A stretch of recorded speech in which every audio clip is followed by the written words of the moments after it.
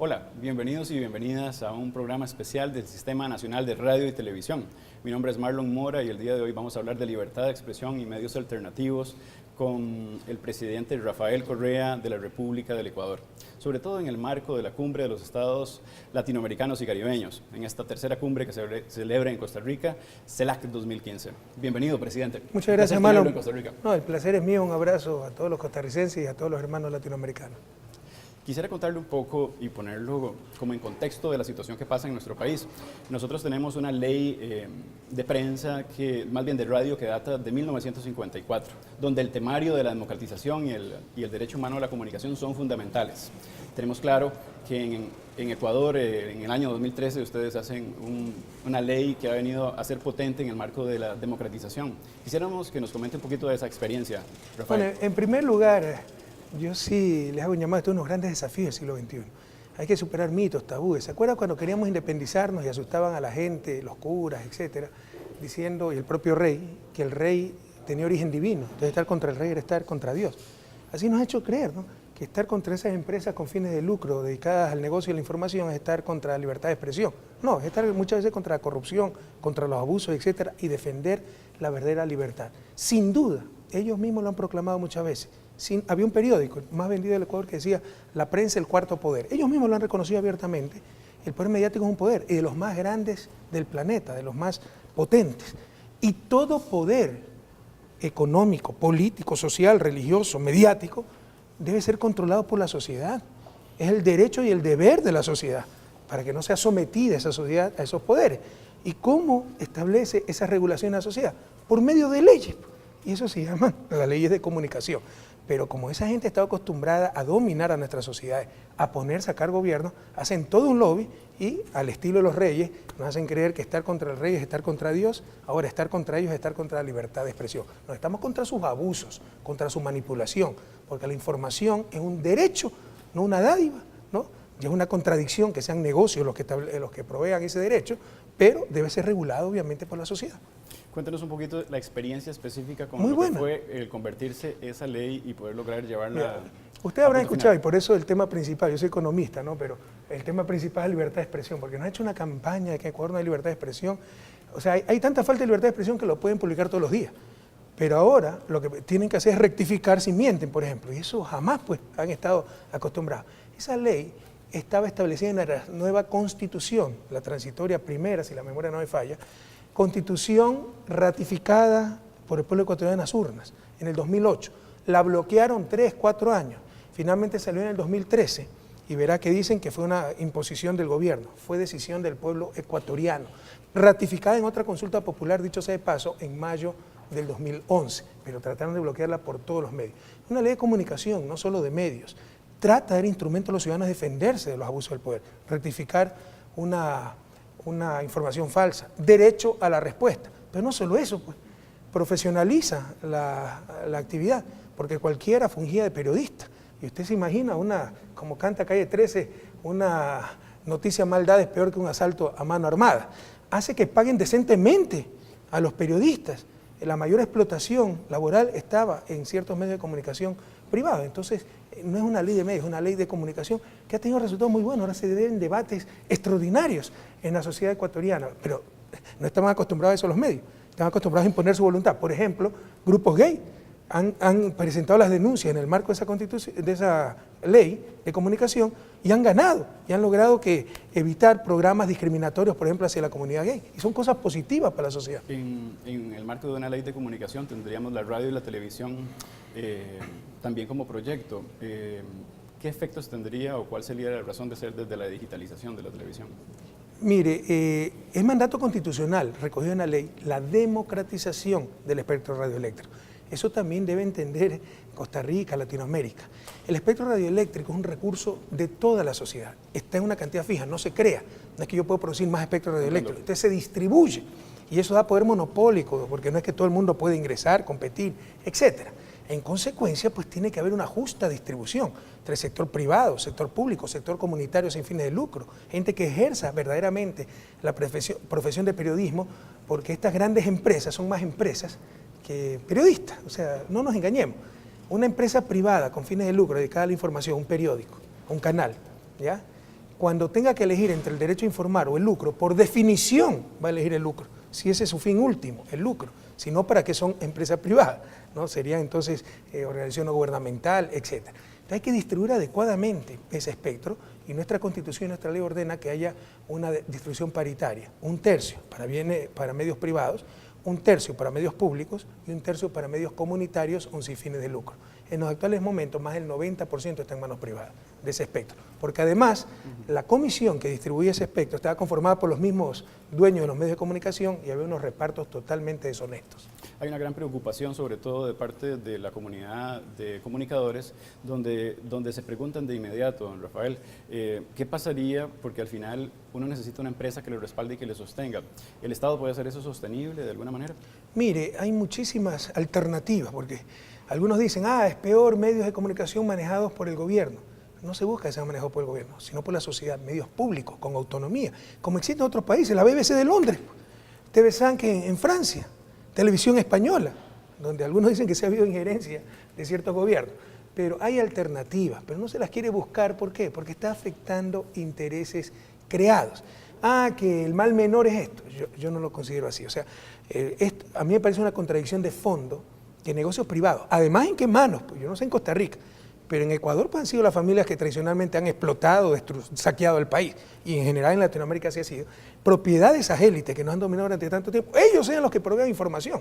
Ese es un gran peligro para nuestra sociedad. Hay que democratizar la propiedad de los medios de comunicación y debe haber una importante participación de medios públicos, así como medios comunitarios. Comunitario es un concepto bastante general, pero básicamente sin fines de lucro, sin esa búsqueda de acumulación, que ejerzan transparentemente el periodismo. Bueno, nosotros desde el Colegio de Periodistas... Pero su pregunta era cómo respaldar. Sí, claro. Entonces hay otros medios, podríamos elaborar muchísimo ahí, pero como el caso de partidos políticos en nuestro país, para que no haya grandes inequidades, el Estado financia esos medios, a esos partidos políticos, y por ley, o sea, con una función totalmente independiente de la función ejecutiva, que es la función electoral. Algo similar se pudiera hacer con los medios de comunicación comunitarios. De hecho, lo estamos haciendo. Hay líneas de apoyo para esos medios, los medios públicos, pero se puede democratizar la propiedad de los medios de comunicación, cambiar esa forma de propiedad, no solo privada, con fines de lucro. Lo que pasa es que se afecta poderosos intereses. Nosotros desde el Colegio de Periodistas en Costa Rica hemos venido liderando junto con diferentes organizaciones no gubernamentales y además medios alternativos la posibilidad de que efectivamente haya una democratización, don Rafael, porque la democratización de los medios se da en el marco de que todos tengamos la posibilidad de ese acceso. Con esta experiencia que usted nos comenta, de inmediato uno podría pensar, entonces, ¿cómo se pone ese balance? Si verdaderamente pueden convivir la empresa privada como tal y los medios alternativos. Pero por supuesto, pues, si no, o sea, están dándonos la razón, pues. Lo que quieren es un monopolio, por supuesto. El problema es que disminuye el poder de esos medios privados que, insisto, han sido instrumentos de dominación por parte de algunas élites. No nos engañemos. ¿A quién pertenecen los medios de comunicación en América Latina? ¿A los pobres o a los ricos? A las élites que siempre nos han dominado. ¿Cuáles son los principales instrumentos para imponer su cultura hegemónica, lo que decía Gramsci, ¿no? Es decir, hacer creer a los pobres que lo que es bueno para las élites es bueno para ellos. Usted trate de poner un impuesto a los ricos, en Ecuador le dicen, los impuestos son malos para los pobres, los mismos pobres dicen, no más impuestos, cuando los pobres no pagan impuestos. Y así nos han dominado todos estos años. Entonces el problema es que pierden poder, no se engañen. No es que no sea posible formas alternativas de propiedad de los medios de comunicación, sistemas alternativos de comunicación. El problema es que el poder fáctico que constituyen los medios de producción de comunicación privados en Latinoamérica va a disminuir. Por eso, como decía Gramsci, igualmente nosotros tenemos desde las trincheras ideológicas, en este caso la universidad y el Colegio de Periodistas, tratar de liderar esa posibilidad de cambio. Hay una palabra que asusta mucho, que es regulación. ¿Cómo ha sido eso ahí, don Rafael? Oiga, pero incluso si otros países tienen esta regulación, es increíble lo que nos quieren hacer creer, precisamente con la cultura hegemónica. Nos han hecho tener miedo hasta pensar, porque criticar los medios de comunicación, le insisto, es criticar la libertad de expresión. Criticar al rey era criticar a Dios, eso es falso. Todos defendemos la libertad de expresión.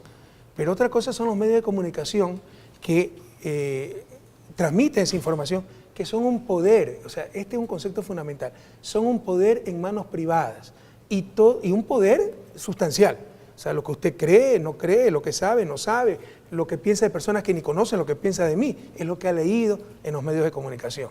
Ellos creen muchas veces que por ser privados pueden publicar lo que quieren, callar lo que quieren. No, eso se llama manipulación, eso se llama censura previa. Pero ni siquiera lo han entendido. No sé en Costa Rica, que es un país de un desarrollo relativo bastante alto y una democracia bastante avanzada para América Latina. Pero en Ecuador es así.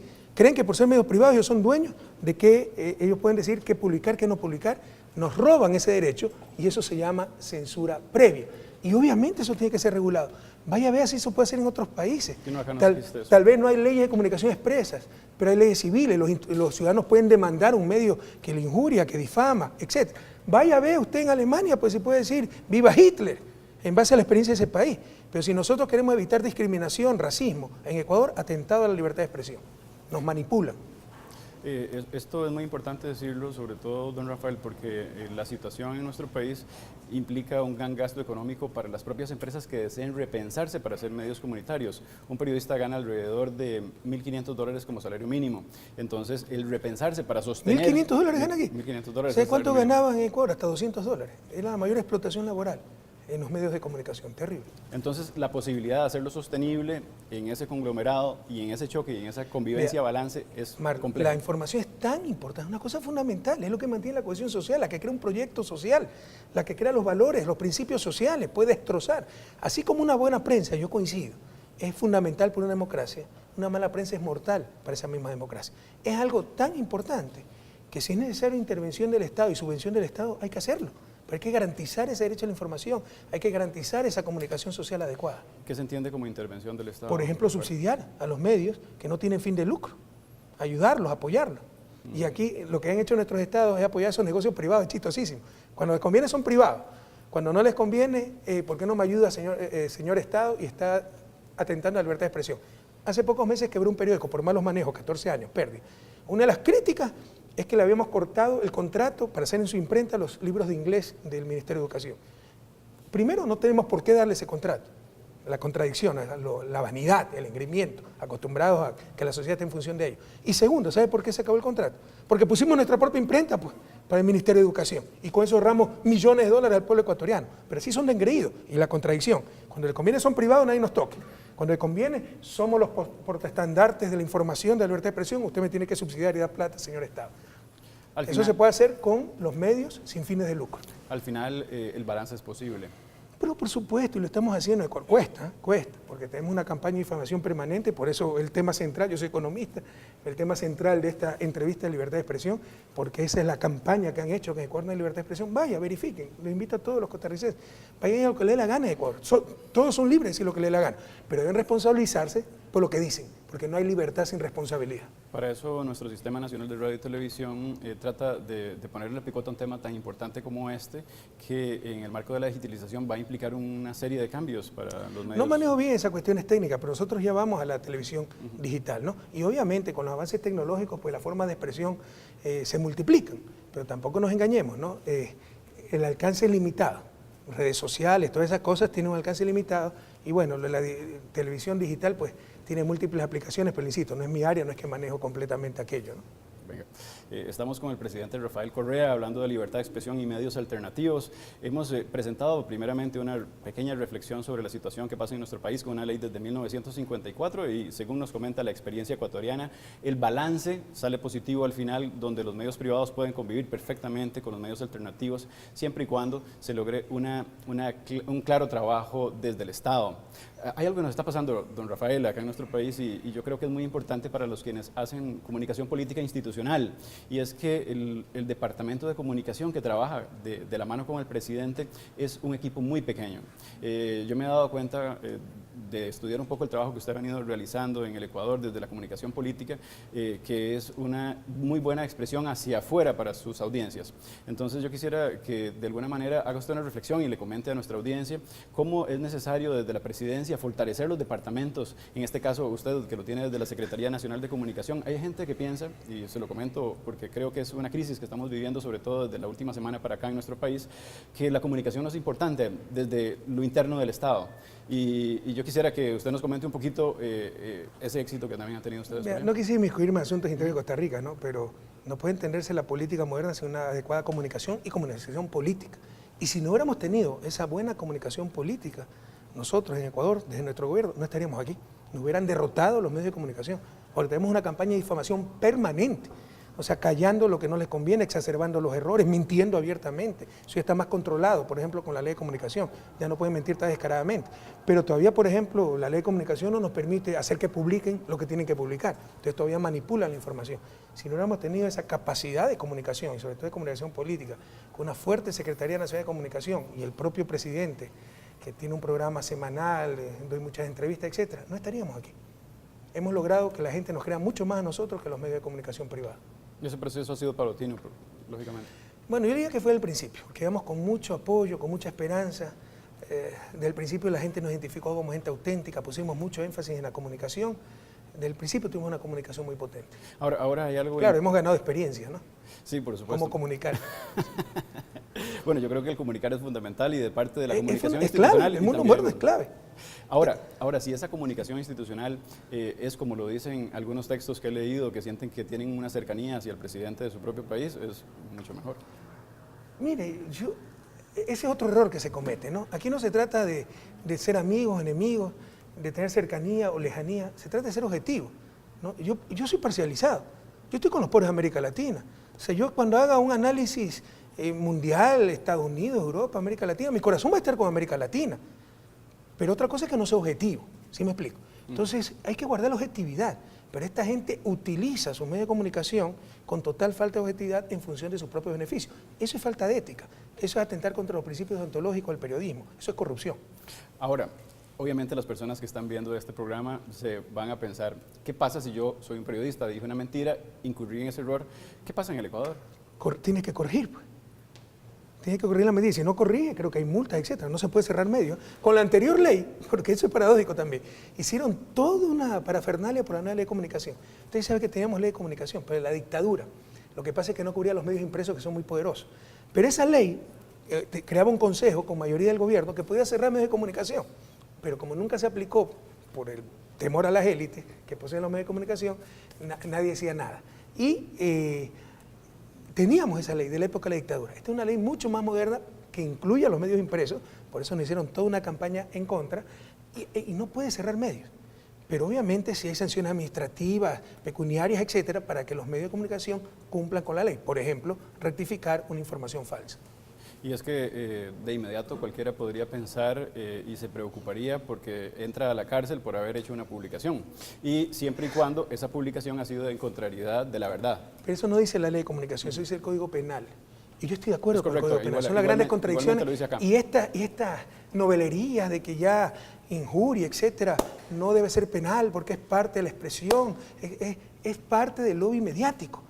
Usted me puede decir, primero, el derecho a reputación, al prestigio, es un derecho humano, contemplado en artículos 11, 12, la Carta Interamericana de Derechos Humanos. Segundo, ¿qué es más grave? Robar una marca, falsificar Coca-Cola o robarle la honra a una persona que le puede destruir la vida. No, está clarísimo. Pero quieren que no se sancione el robarle la honra a una persona, pero robe la marca de Coca-Cola y vaya a ver cuántos años va a parar preso. Es la simple supremacía del capital sobre los seres humanos. Y en este caso el capital detrás de los medios de comunicación. Presidente, la libertad de expresión cuando entra en conflicto con otros derechos definitivamente tiene que dar cuentas. Bueno, cuéntele eso a algunos periodistas que después de que el Papa Francisco dijo que la libertad de expresión tiene límite y no se puede jugar con los valores de las otras personas, las religiones, etcétera, ¿no? Algunos corifeos del poder mediático en Ecuador salieron a decir la simpática teoría de que no, que el derecho a la libertad de expresión es un derecho absoluto.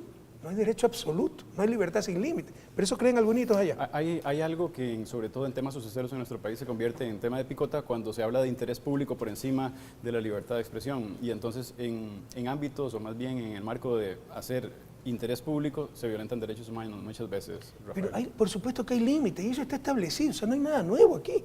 En la Carta de las Naciones Unidas, en la Carta Interamericana de Derechos Humanos, lea por favor la Convención de San José, el derecho a la honra, a la reputación, a la privacidad. Pero nos vienen con esa novelería de que no hay límite a la libertad de expresión y que yo puedo decir lo que crea. Entonces yo creo que Marlon es ladrón, narcotraficante, violador, y yo lo puedo decir en la calle. Lo puedo decir, pero tengo que ser responsable. Si no lo pruebo, tengo que tener una sanción y reparar a la persona que ofendí. Pero vaya a decirle eso pues a ciertos medios en Ecuador. Tenemos que hacer una rectificación pública en mi caso. Que no es ni narcotraficante ni nada. Sí, venga. Presidente, muchas gracias. Solo poniendo un ejemplo, Marlon. No, muchas gracias por acompañarnos y por hablar un poquito sobre este trabajo... Un tema que me en un marco de apasiona, comunicación. no es mi especialidad, pero he visto tantas contradicciones, pocas veces he visto tantas contradicciones como esta defensa de una supuesta libertad de expresión, ¿no? Es como en la Revolución Francesa, cuando llevaban la guillotina a una burguesa francesa, decía, libertad, ¿cuántos crímenes se cometen en tu nombre? Libertad de expresión, ¿cuántos crímenes y abusos se cometen en tu nombre? Un placer tenerlo en los Gracias. canales estatales de nuestro país, don Rafael. Gracias, un abrazo a Costa Rica.